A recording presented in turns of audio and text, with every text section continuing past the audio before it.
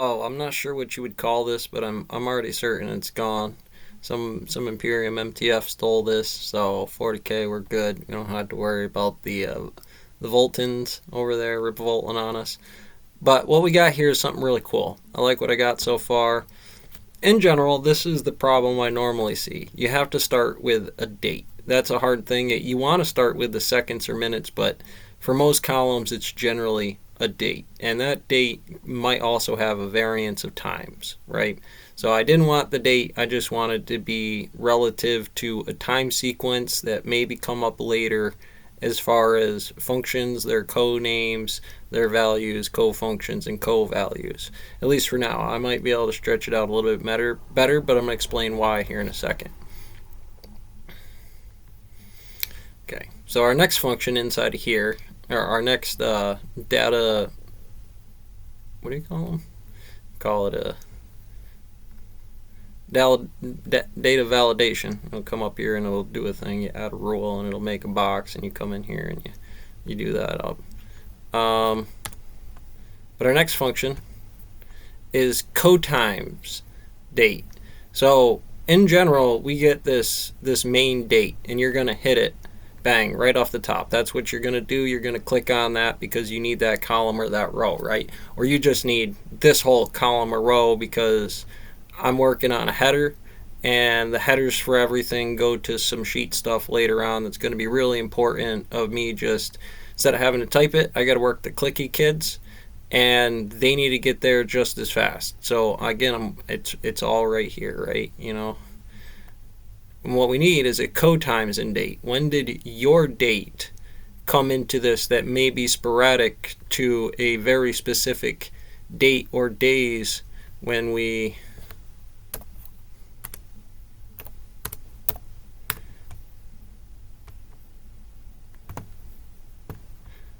no, well, that's not what we want to do.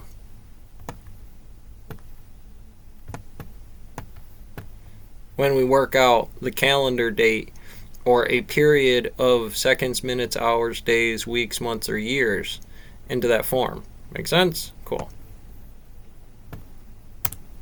And that's going to correlate to, again, our co-times, us inputting that. And much like the date and the seconds and minutes and other things, you'll see it happening here too as well. You'll see that there's a form of an information for a header that I need that is relative to the collection of data. I'm inputting data, I am storing data on a date, or I am working on a presentation of that data. Like I'm collecting and storing, and I'm putting in one bit of information at this point in time under that column for another point in time, or its co-time date. And that I'm a little subject to allowing you to say that's at top or bottom, but it certainly wouldn't be within the middle sections, right? Okay. So the co-names.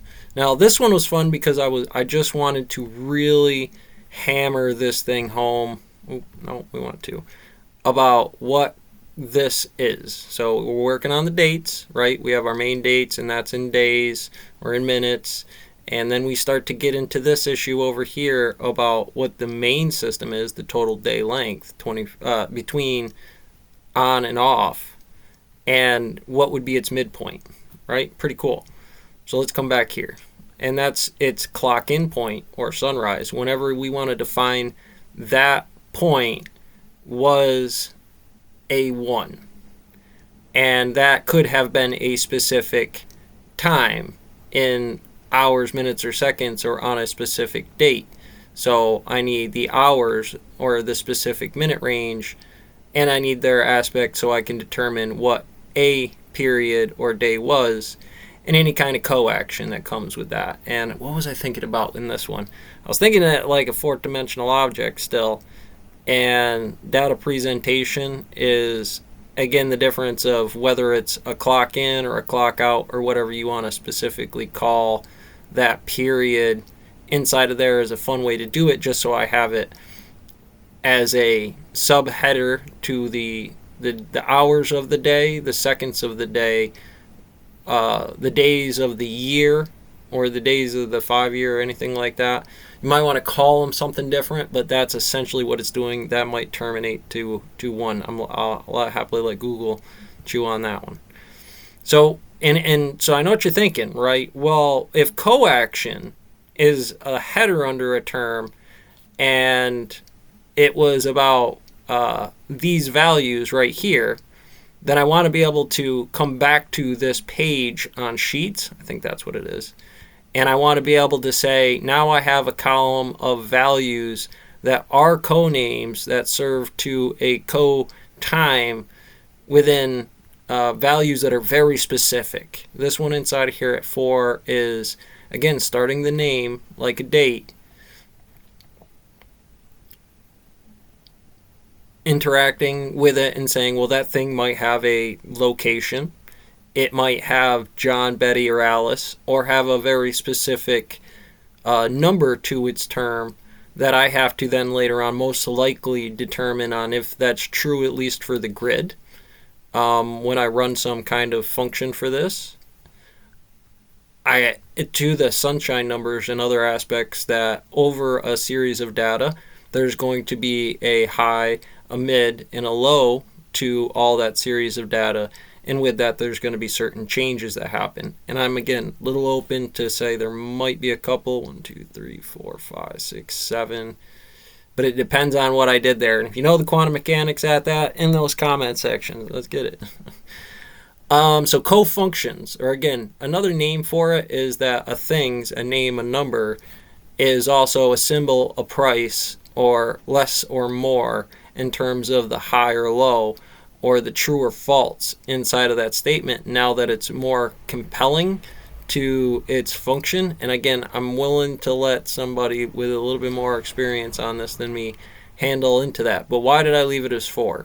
Well, again, these lists start getting pretty long about what they are, so it's easier to break it down in terms of a more relative spectrum, or at least be able to come back over here and be like, okay, there's some common things in those lines. Let me make sure I'm doing all the work that's relative to those types of data sets, and come in here and really get nitty gritty with subsets of different categories in here. And again, these kind of melted down to the big one because they turn into forms of data sets that you got to use. Okay, so calorie intake would be a great example of one. And that's really it that I come out with. If you wanted to get into, because calories and workouts, and then, open it up into what fields of that they are before you do what would probably be a good idea is to go co-values, or, the sub-indexes to certain indexes you have in here by switching it over to a capital. And this should be actually a capital V as well in this case. And I'll switch that over to a capital and then reduce it down to a little snake or a camel model. And so that way when you see a category in here, you'll know it's in the other category of what sub-indexes of information you found within a certain model or a table design that works really good for you. And again, I know there's going to be that. It's some of this stuff is super core, right? It's not going to let you like, oh, well, why didn't it go in this section? Or that calorie index is such a sub model that, I'm finding a reason why it shouldn't have gone in there. More or less calories, it can absolutely do so. So in here, there's got to be a subset, and then that'll get you like out to the 7th, violet or purple, and Newton numbers and stuff like that. Have a good time, everybody. Enjoy yourself with that one.